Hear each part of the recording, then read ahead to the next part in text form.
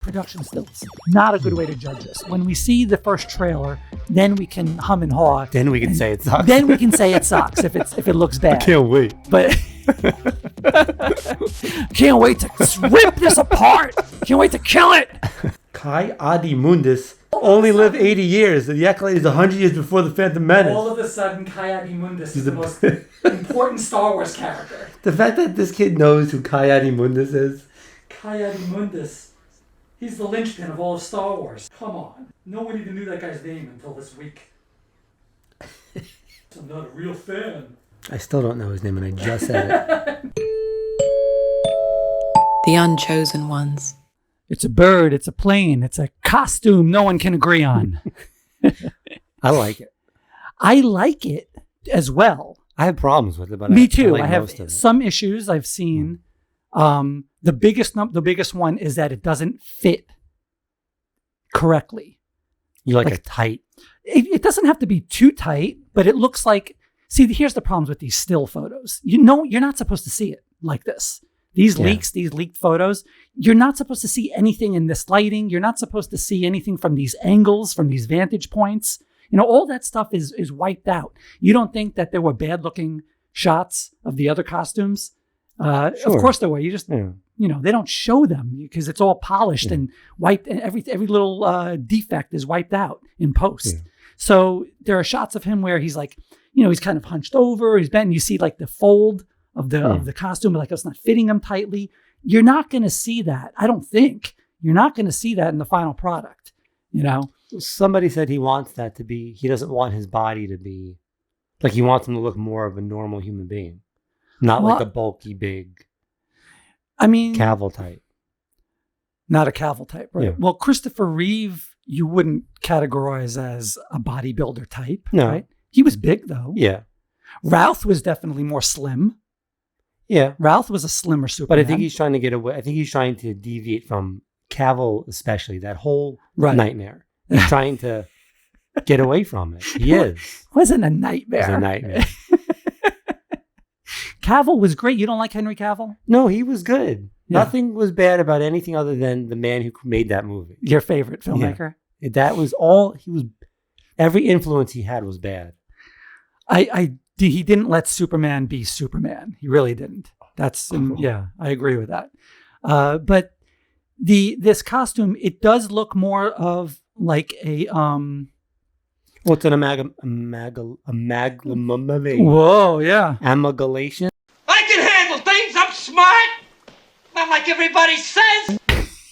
Amalgamation. You know that's not right. But I'm close. You know what I'm saying. Amalgamation.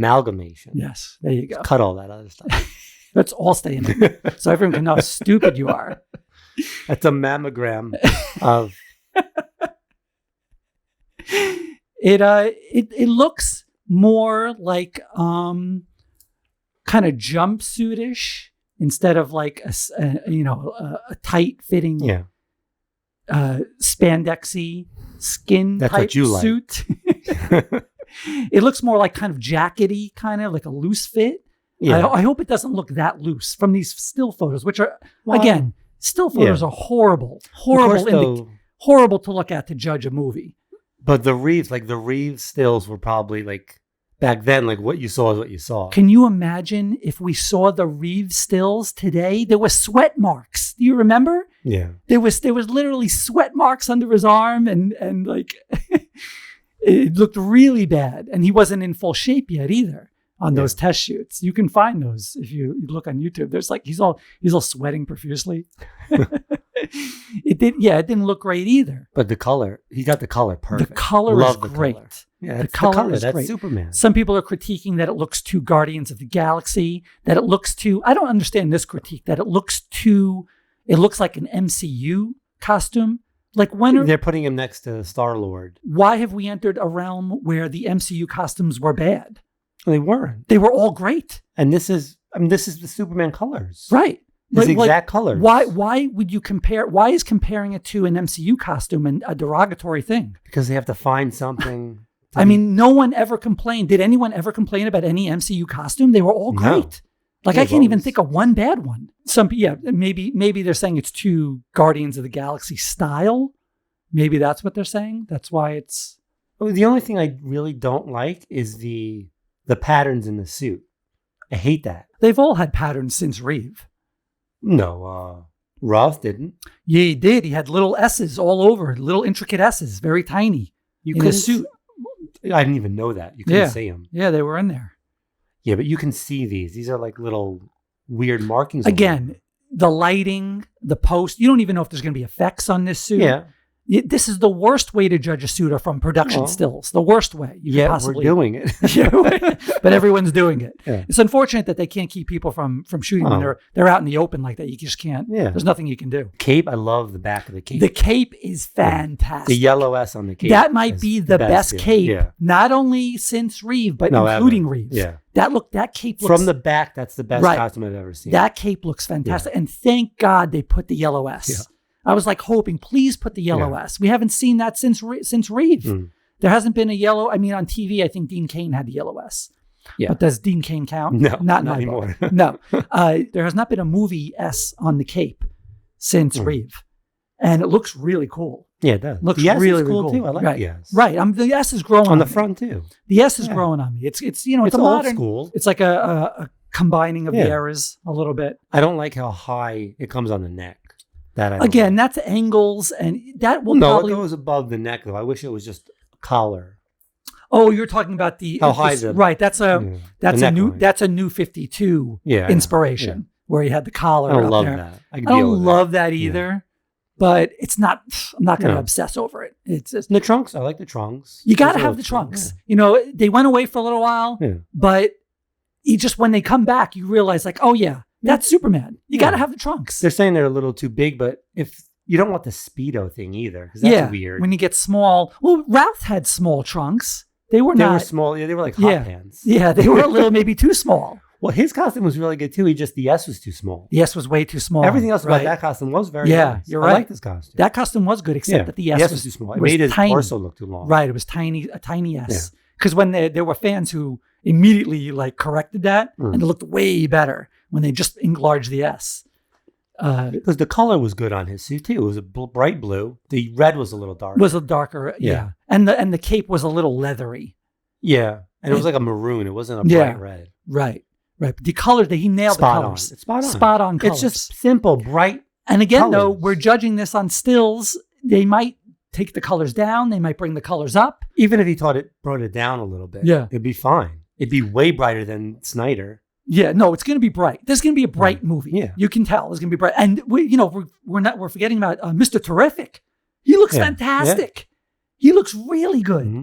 That's a spot on costume. And Lois has the purple. We knew she was going to be great. She's wearing the purple. She's even wearing the animated series outfit, right? She's got those jet black hair, right? In those stills. Yeah, we know Rachel Brosnahan is going to be. Yeah. She's going to knock it out of the park. He's got the look already. He obviously knows. What he wants this to be a more traditional, bright colored. I wouldn't be surprised if this is a little bit more akin to the new Superman cartoon that's actually on HBO right now. You know how it's got serious moments. It's got its drama to it, but it's more of a lighter take. Like how Superman used to be, and the still of him as Clark Kent. Did you see that? Yeah, it threw me off a little bit. The hair. Well, they're making his disguise actually a disguise, right?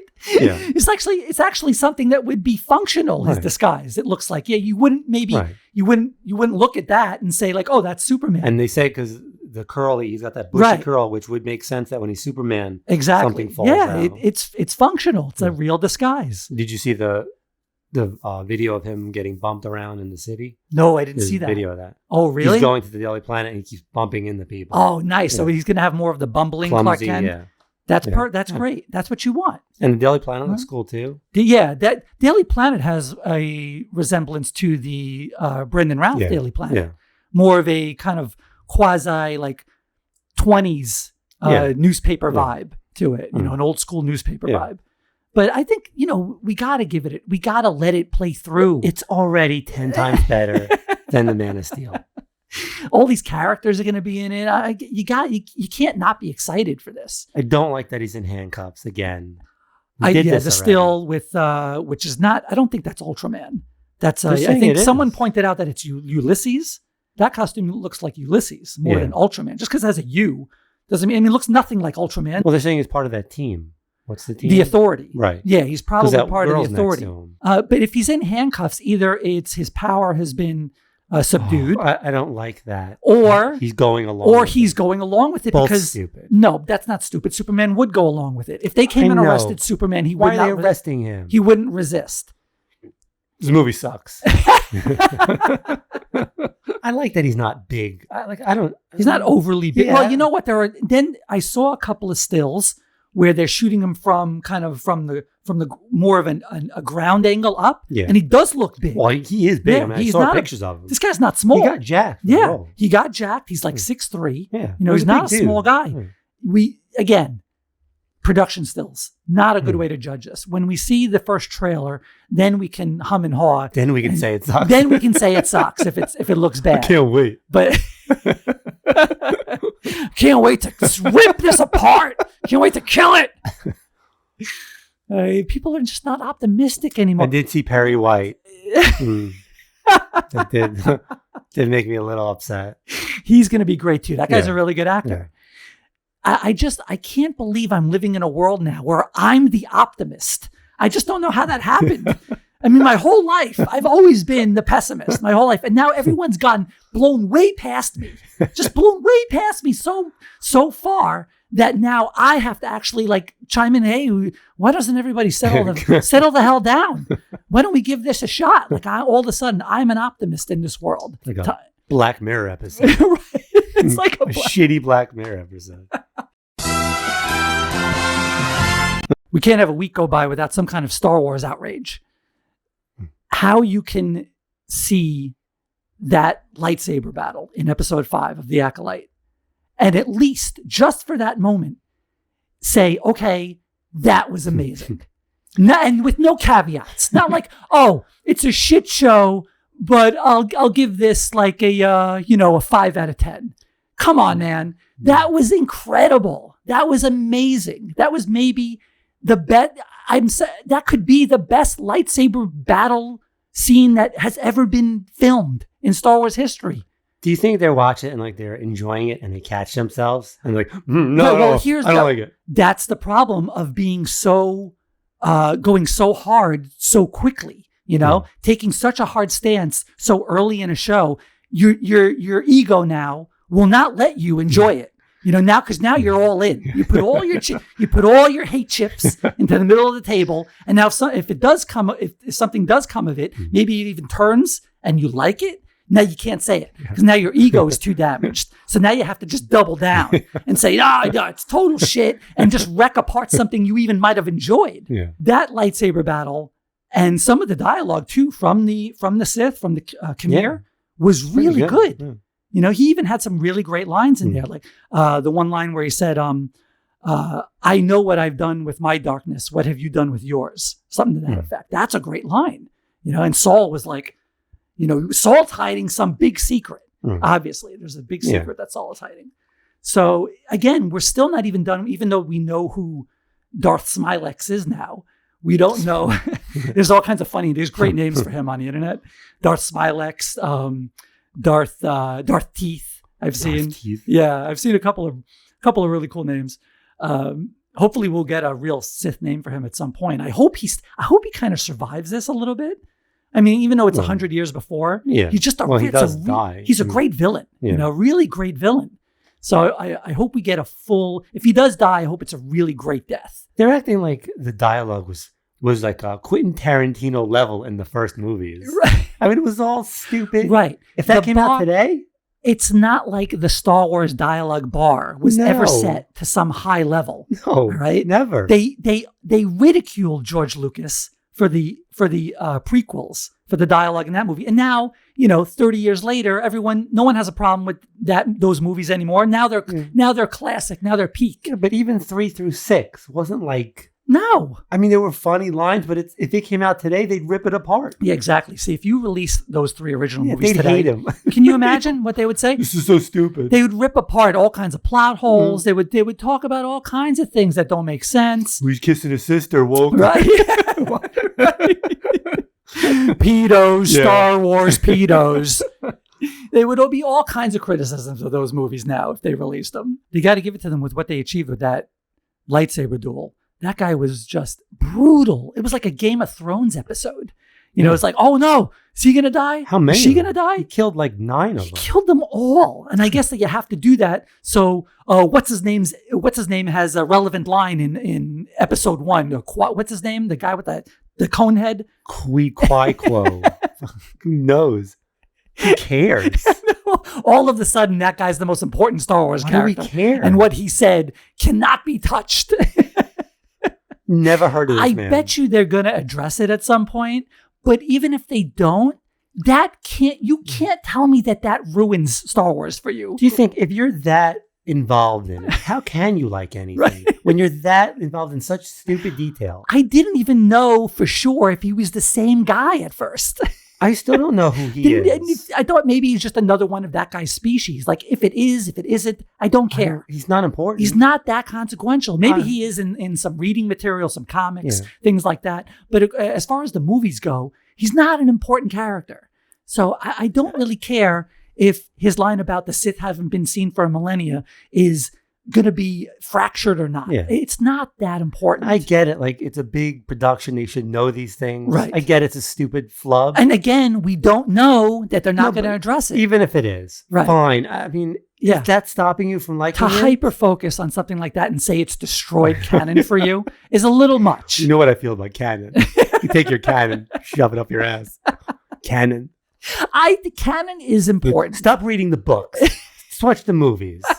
Enough. Canon is important, but you can pick apart any franchise, great franchises. You can go to The Matrix. You can go Indiana Jones. You can pick whatever great franchise you want, and you can find canon flaws. You can. There's not one franchise that is flawless in the aspect of canon. Not one. You can always find a mistake or a flub here or there. And also, it was a big reveal how talented, what was her name? Daphne Keene's character, X-23, Jackie.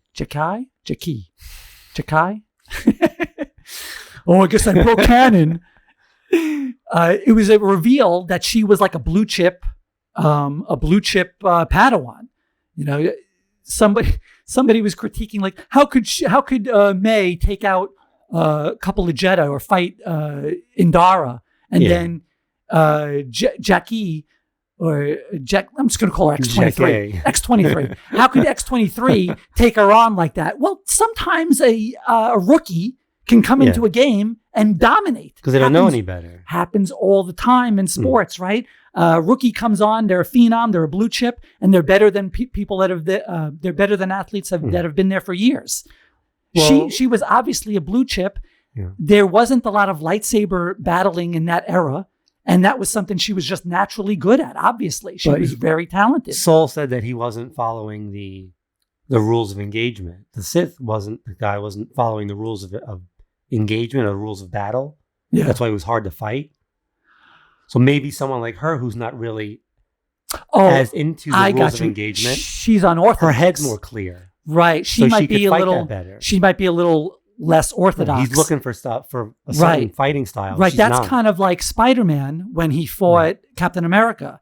Captain America had a very hard time fighting Spider-Man in Civil War because you couldn't predict what he was going to do next. Right. Captain America could always pick apart your fighting style and then attack you and use your fighting style against you. But with Spider-Man, he couldn't predict what the next move was going to be. So that's why he was able to fight him. Right. That's why Spider-Man was able to take him in the Civil War comic books. Her being inexperienced was to her advantage. Right. Right. Good hot take. Did it. Hot take. There you go. Right. See?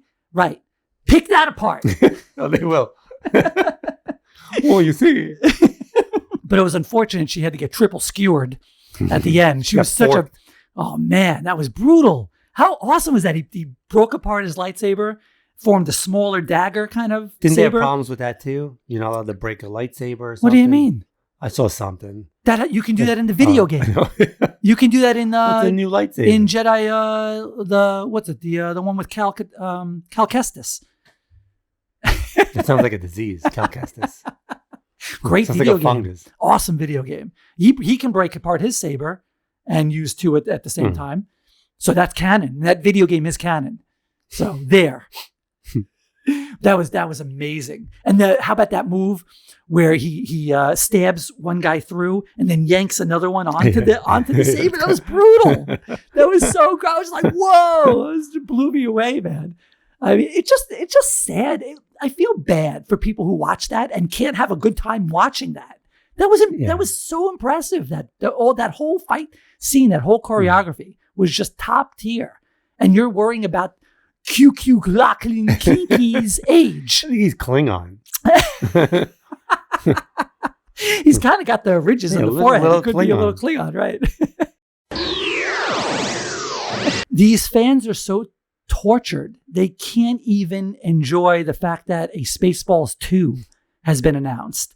Right away, even the parody of Star Wars is being ripped apart. Is this canon? Parody canon? Being ripped apart years before it even comes out, Because, Josh Gad is attached to it. He's too woke. He was involved with Disney, so this is going to suck. Even though Mel Brooks himself is attached to this and is involved with the writing and the production, there's already preemptive attacks on it that, if they better not make fun of the Star Wars fan base. They'll probably attack everyone as trolls. And yeah, they probably will.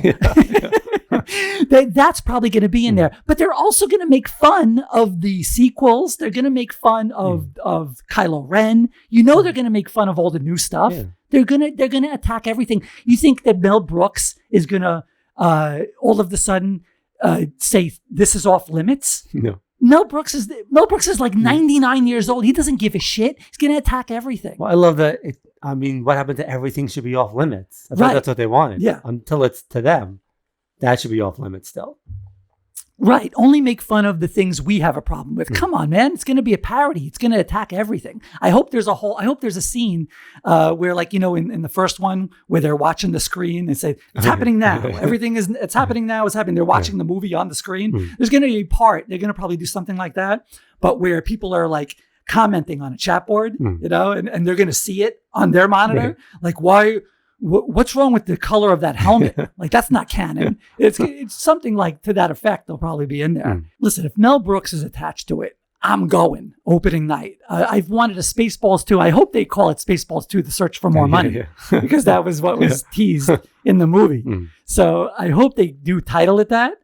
And would this be Rick Moranis' first movie? And I don't know if he'll do it. I hope he does do it, but I don't know. He's kind of retired.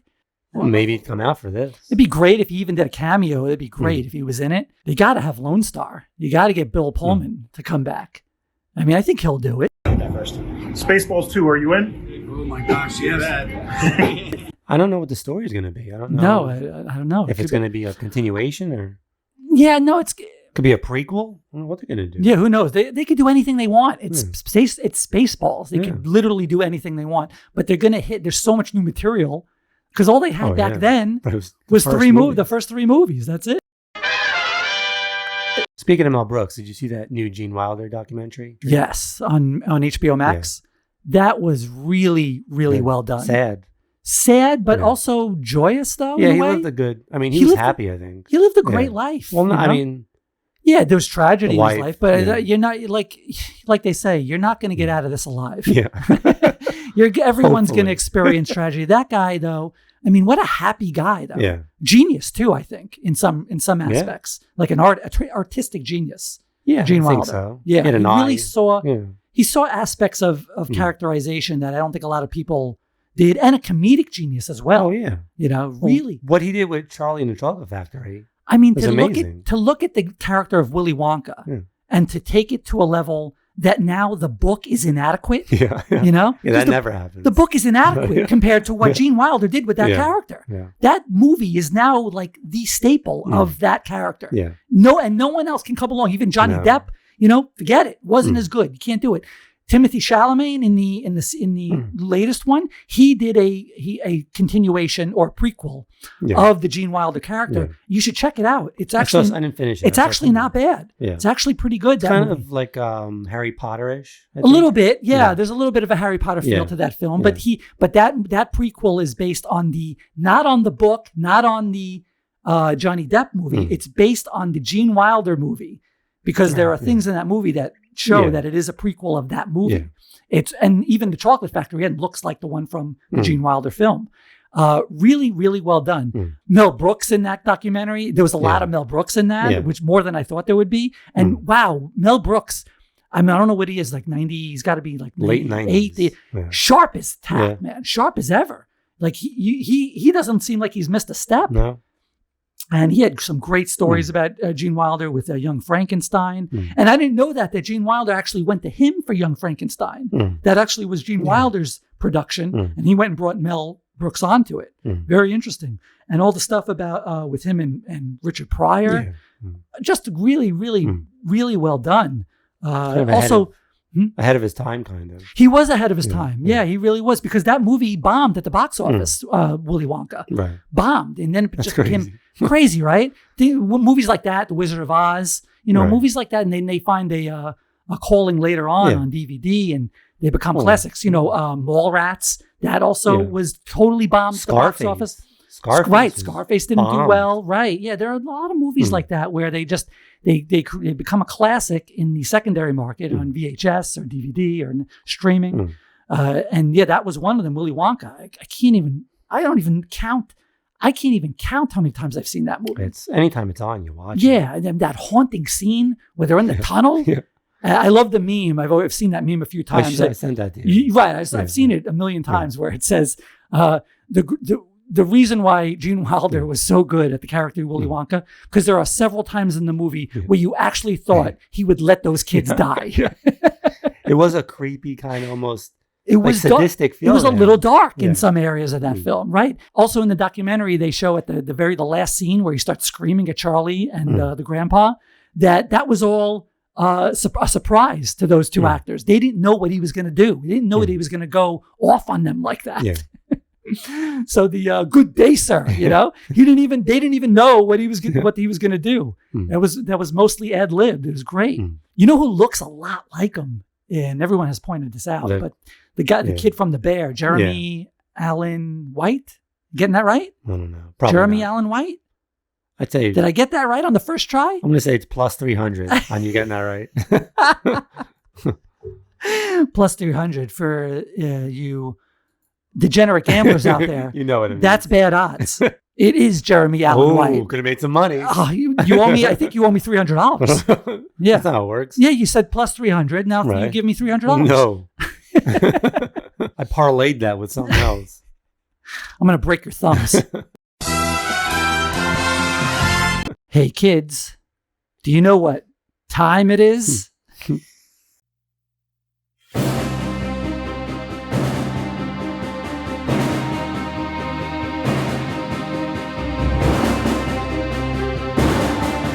So I got my first Comic Tom mystery box or bag as it comes. I don't even know what that is. I don't know what any of that means. I know you don't. I just Who's like Comic Tom. He's very big in the comic in the comic world. I think he's an imaginary friend you have. Comic Tom. I think you go buy those books. He's sitting right next to you. Hey Tom. I think you buy those books. I think you put them in a box and write Comic Tom. He's a big comic book influencer. He has a show. He's got a lot of subscribers. And he does mystery bags that you can buy, but you do know at least what one of the big books is going to be. As I said on the previous episode, I was going to get that one because of the Wolverine and Deadpool issue. Did you figure out the whole conspiracy thing? There's no conspiracy. I just had a question, and yes, actually, you know what? Legion of Comics. He gave me some insight on that, and when they do have an exclusive. They sometimes have something called a shared exclusive. So Trinity Comics had the shared exclusive of this book here, which is how cool is that? That's just badass. I love that cover. It's one of my favorite covers ever. It's like I could put that right into top 10. Love it. But when it's a shared exclusive, you have a certain amount that they print for themselves, and then they have a certain amount that they give to the person that's sharing in on the exclusive. Now, it would be nice though to know exactly the numbers on that. They don't provide that information, but scam. But he gets an allotment, and Trinity Comics sells an allotment. So I think this was 2,500. I don't know how many Comic Tom got. I don't know how many Trinity Comics sold, but that's supposed to be the run on it. And Legion also told me you have to order, because I think he's done some exclusives himself. He said that you have to order at least 1,000. That's the minimum order. And then the other books I got in the mystery bag were some. I think you even have this one. One of the Night Quest. I don't have that one. Yeah, I think you do. You collect all the Night Quest and Nightfall? Some of them, not all. Yeah, of them. an old 90s book. These are filler. These are obviously filler. Wonder Man. Wonder Man's getting his own series on Disney Plus. So I don't know. I don't know if this is a key or not for Wonder Man. Wonder Man number 21. I don't know if it's key, but it's filler books. And then there were 2 other things in there that were pretty cool. This print, just an art print of Spider-Man. Pretty cool print. I'll find a place for that. I don't know who the artist is, but very cool. Very cool art print Spider-Man. And then this book, Greg Horn, who's a really great artist. I know Greg Horn. Everybody. He's really good. That's pretty dope. I like that. Spider-Gwen looking out of I guess at a cafe. She's eating some ramen, and Spider-Man looking from the inside. Spider-Gwen, the Ghost Spider, limited to 3,000 copies. Greg Horn. That's a book, or is that just no? There's a book. Oh. Yeah, there's a book. That's pretty cool, right? That's not bad. So pretty happy overall. Got the book I wanted and some other cool. How much is the box? What was the box? Was it? Does he take brownie points? I tried to PayPal with brownie points. Wasn't an option. Elon has to get on that. Do you know what's coming in the box? It's a complete mystery, or do you have like a... It was a mystery except for this one. Oh. Yeah, that one I knew. Everything else is kind of a mystery. And then he'll throw in a real, like an old key issue or something pretty valuable, like as a lottery kind of thing. He'll throw that in. It's there. like a pack of cards. Yeah, kind of. It's like a But pack with of cards, but books. with comics. Right. It's a good analogy. Yeah. Is there a gum in there? A giant stick of gum. Yeah. And I ate the whole thing. But yeah, of course, right after I bought the mystery box, Trinity Comics releases a 600 limited copy of the Virgin variant. And I love, this is going to sound bad. I love Virgin variants. Who doesn't? That can be used out of context. But I always love the Virgin. Again, out of context, you can cut this up clip it and blackmail me. But love that even more. Love that. Now I have questions about this. Maybe Legion can help me out with this question. Is it a virgin? How do we know this wasn't in a back alley on prom night and did, mouth stuff? That's still virgin. But maybe Legion can help me out with a question on this is a 600. He said that you have to order a minimum of 1,000 for a exclusive, right? Now, if this is 600, I've heard this has been done before. Swaggelhoss has done this. Who? Does he teach at Hogwarts? What does he teach over there? Potions? Swaggelhoss is another popular influencer. He's got a great channel too. Check out Swaggelhouse. He's over Hufflepuff. It's a great name. I love his name, Swaggelhouse. But he's actually on video. He made his own book. He has his own book. I forgot the name, but I'll put it up on screen. He made his own book, and he actually flamethrowered a certain amount of them to make it more limited. Because he had to order. Wait. He created them just to destroy them? Well, there's a minimum order. You have to order a minimum amount from the publisher. Okay. Yeah. So he didn't want there to be that many. So he literally torched on his driveway a certain amount of them to take the size of the print run down to what he wanted. So head on over to SwaggleHouseComics.com and start improving your comic book collection today with a copy of Sanity issue number 1. And be quick. Because when I say my print run is limited, I actually mean it.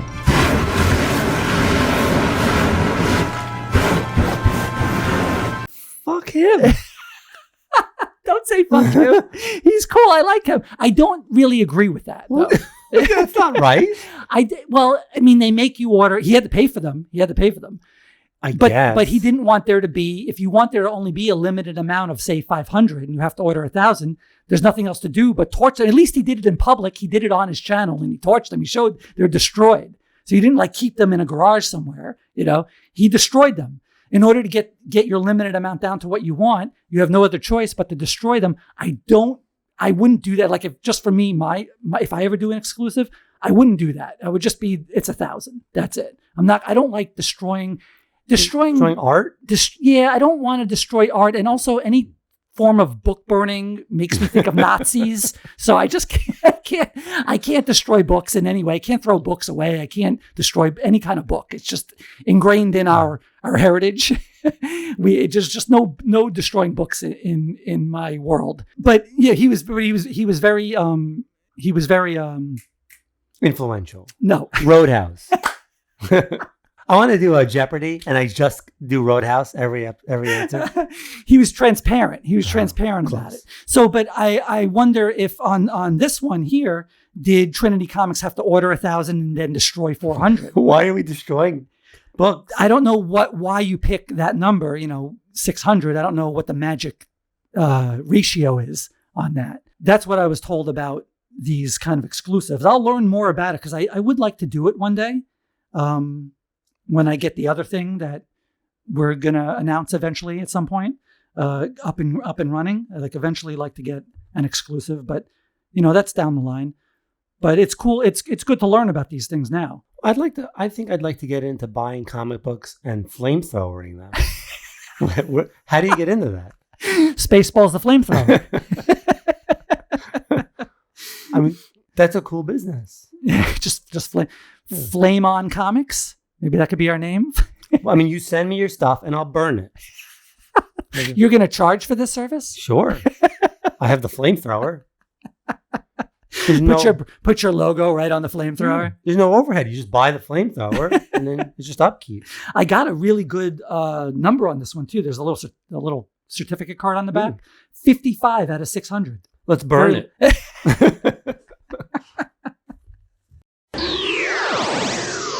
Movie news, there's been some resurfacing of Quentin Tarantino quote or an interview where he was talking about how high the prices of movie tickets are now. Yeah, they're high. Dynamite drop-in money. That broadcast school has really paid off. He said it's like a rich man thing now. A movie to go to the movie.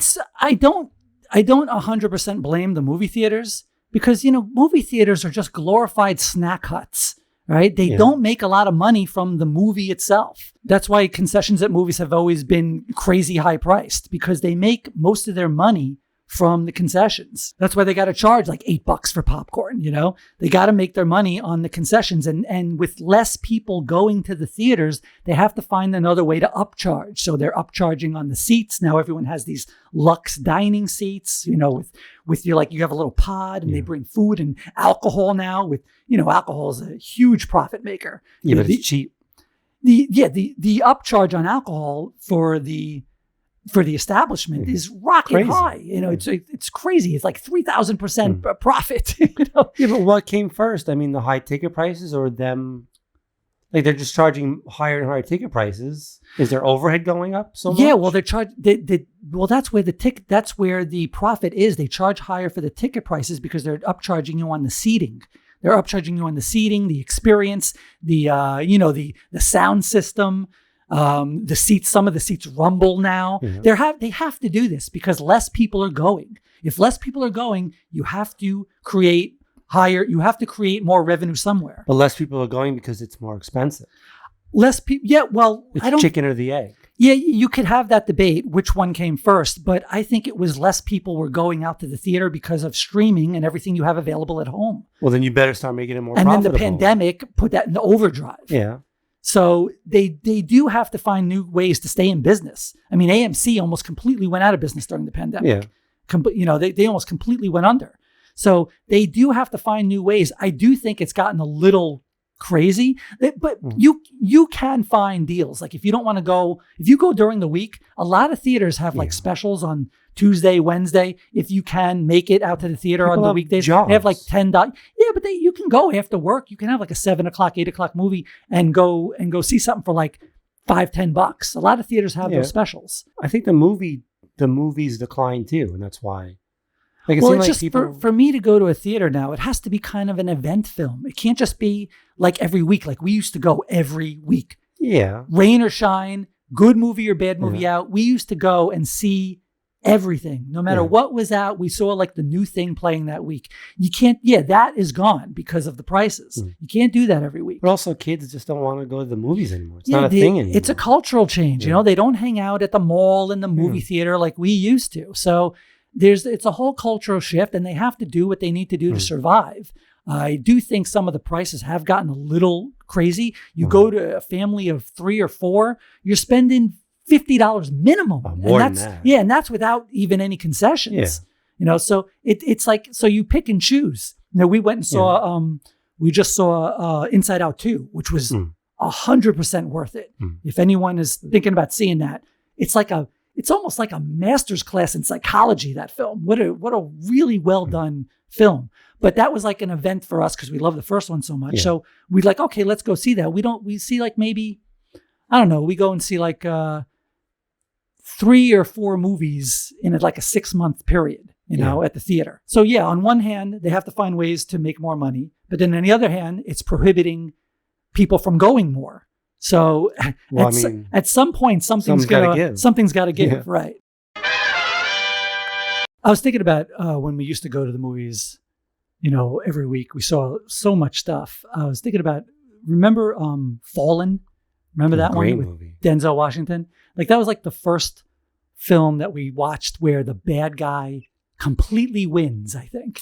I think it was the second movie we saw. What was the first one? Arlington Road. Was that before? I think we saw that before, didn't we?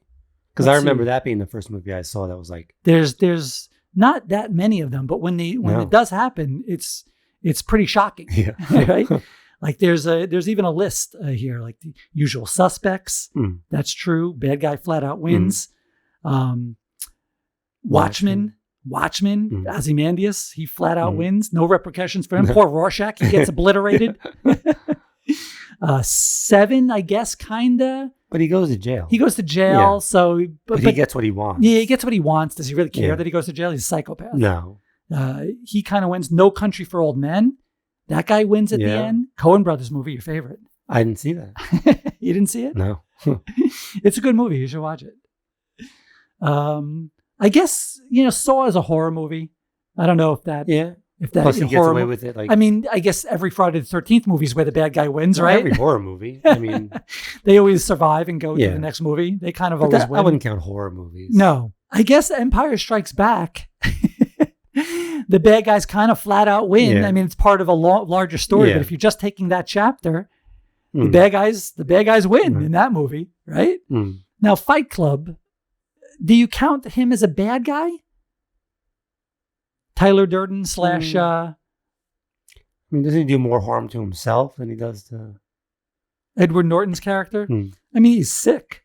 You know, he's obviously got serious mental disorder. Well, they all do. Right. But at the end, when he destroys all the credit card companies' buildings, right? That's what he does, right? He blows up all their headquarters. Yeah. Is that the bad guy winning? I might guess kind of. Yeah. But he's not really a bad guy. You're not supposed to blow things up. You're not? You used to be able to. Woke. Everything's woke. You can't even blow up a building anymore. I guess he's kind of a bad guy in that. Yeah. Even though it's like a lot of people would be behind him. What about The Big Short? Would that count? The Big Short. Yeah. They all kind of got away with it. Yeah, they did, didn't they? I mean, that's more of a docuseries, not in the documentary, but it's sort of docudrama. Yeah. That's a great movie, The Big Short. Love that movie. Oh, that's so good. And they're so pained by they're like making all that money, especially Brad Pitt's character. Yeah. He's like so angry at the other guys. Like, why are you happy about this? Like, well, you're in on it too. You're making money, but I'm not happy about it. I like anything with either the stock market, a newspaper. Yeah, or a courtroom. Those are gone. Newspaper movies, because newspapers those are so great. There's some great The Paper with love that movie. Michael Keaton. Yeah. Great movie. Maybe the best newspaper movie ever made is The Paper with Michael Keaton. There's really the one good. with the Hulk. Oh, it's not that's not a newspaper. It's about the Catholic Church thing. Yeah, well, Michael Keaton's in that too. Oh, right. Yeah. Yeah. He's in all the newspaper movies. I like that you called him the Hulk. That's what Mark he is. Mark Ruffalo. Has he done anything else? Keaton's in that as well. He's in both of those newspaper movies. And then there's one with Tom Hanks, an older one, which is very good. A newspaper movie? Yeah. The Post. The Post. That's a very good movie. Steven too. Spielberg movie. Right. Forgot about that movie. That is a good movie. Meryl Streep. Yeah, that's a really good movie. Right. We got away from the topic, which was the bad guy winning. Yeah. There's not a lot of movies where the bad guy wins. There's only a handful. Yeah. Where it flat out wins. They should have like, they have like the Criterion collection. Yeah. They should have like the Scumbag collection and put all those movies into it. Then have retrospectives. It'll be narrated by Mel Gibson. No. I was going to say Morgan Freeman, but actually, I think Mel Gibson would be a much more interesting choice. He deserves a second chance, I think. Does he? Yeah, I think he does because he's been very humble lately, especially with Robert Downey Jr. supporting him. He's come out. Robert Downey Jr. had quite a hell of a time coming back from his career, and Mel Gibson was one of the people that supported him when he was in his darkest moments. Yeah. So, and then he returned the favor during an award ceremony where did you see that? Mm-hmm. Where he talked about Mel Gibson. He was the only one that was like, telling him, hey, listen, you'll get through this. Yeah, but is he still that? I hope not. I hope not. I don't think so. But I think he deserves a second chance. Everyone deserves a second chance. No, they don't. You're heartless. So if I ever do something horrific, done. Yeah. I'm out of your life. Calling the cops. You're going to be sitting here by yourself. More money for me. Well, I've already done something horrific. I wanted to break it to you easily. On the podcast? You could. No one will see it. How dare you, sir? You're right. I did steal all your comic books from you when you were little. I knew it. These are all mine.